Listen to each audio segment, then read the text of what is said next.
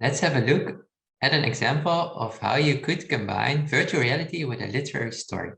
Before we do so, let's remember the basic principle behind virtual reality. Maybe you still remember that the basic principle behind virtual reality is that one's physical location, your physical location, not necessarily corresponds to your mental, to your psychological location. And we have seen that this principle sort of applies to all sorts of types of phenomena that you may be familiar with, such as dreaming or mind wandering. In those cases, you're physically in one place, but psychologically, mentally, you're thinking about this different place. It's almost as if you're in this different place.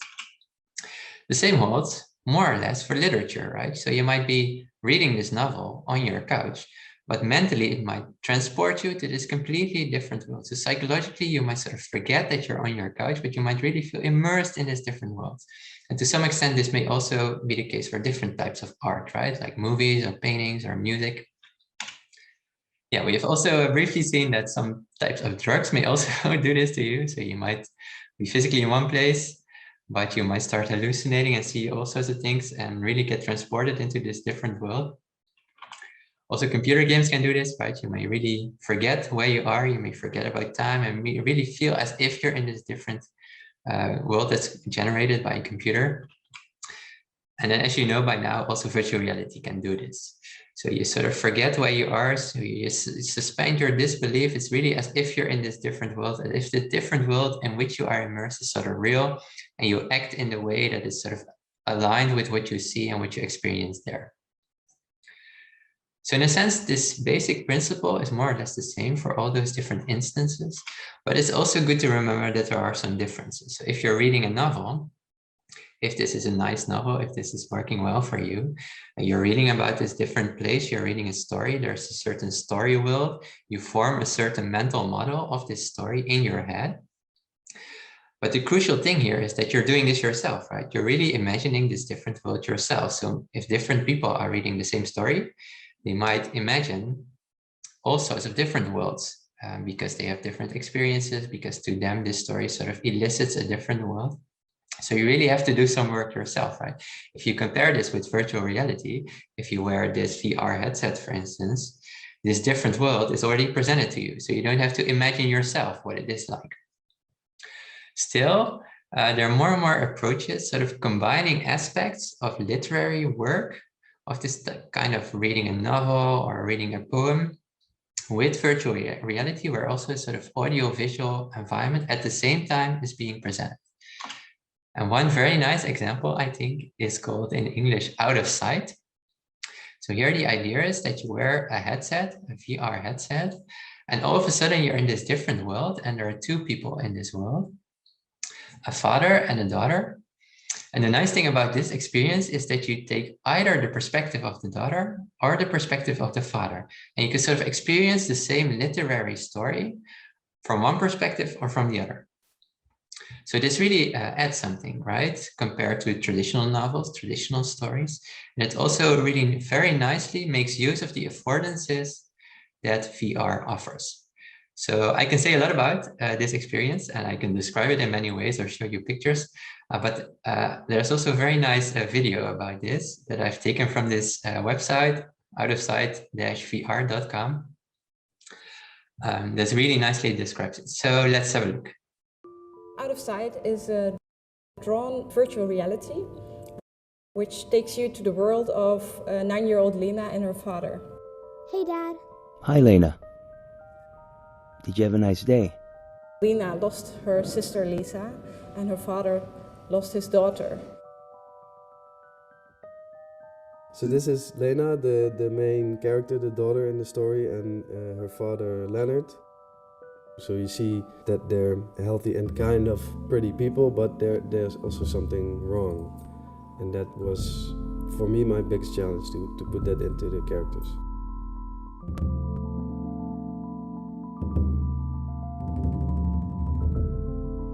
So as a viewer, you are actually in the head of one of the characters. So you're either Lena or her father, and you experience their perspective. Lena kind of created her own world on the table in front of her. She's diving into this owl palette and she's taking it apart, and on a more metaphorical level she's dealing with the themes of life and death, as her father is at the same time, but he's much more in his own head, he's into his own memories.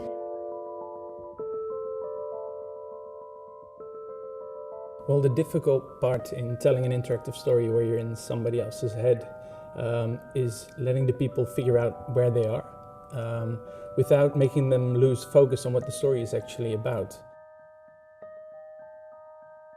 While I was writing the script, I had to anticipate on things that had to be filled in, like music and imagination and things that you see with your VR glasses, and how you anticipate on the things that really happen. The problems that you run into when you make sound design for a movie like Out of Sight are that you have to give some sort of solution for the sound of thoughts. The thoughts are in your head, so there's no room. So you take away all the reverb. You make it very dry. That's the sound of thoughts. The moment that you take off the headset is a great moment, I think, because you'll see the other person at the other side of the table, exactly on the spot where the other character was. It's also a way to connect to the other character and take something from the other side of the story, because you can talk to each other afterwards.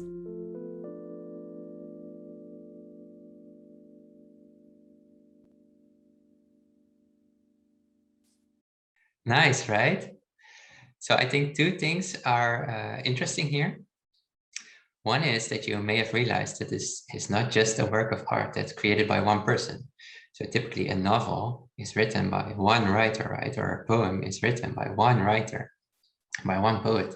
Here also, as people with different skills, different backgrounds work together to jointly create this work of art, which of course also comes with all sorts of challenges. So all of a sudden you have to collaborate, and different people may have different opinions of where to go. So I think that's it's a very collaborative undertaking in that way. One other interesting thing I think is that this is typically called a work of digital literature. But you may wonder, why is this literature? Because we've just seen no visual written text at all, right? So typically if you think of literature, you think of reading a novel, reading a poem, you really think of text. But here we didn't see any text.